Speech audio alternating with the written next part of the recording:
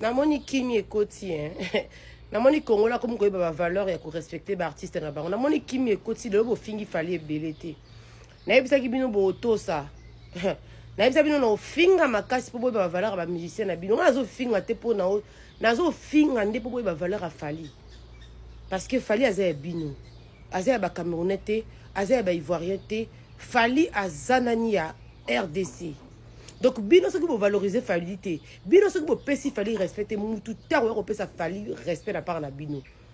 Donc, merci de vous comprendre que tout tient bas la terre. Pour le monde ba live fongami et belé.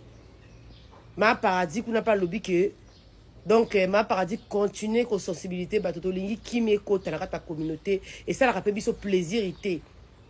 To finga mais to finga na kanda. Yo mo ibaranda onde ke na kayo mo moto yo bungela nga fali.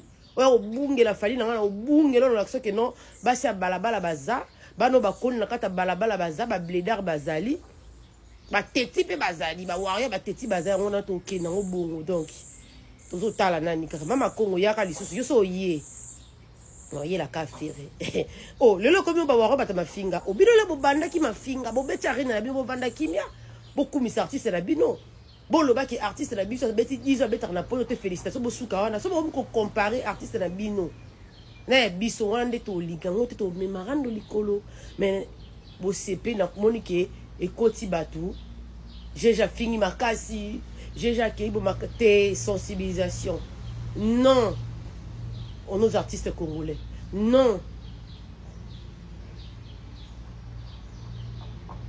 rendre la résistance check.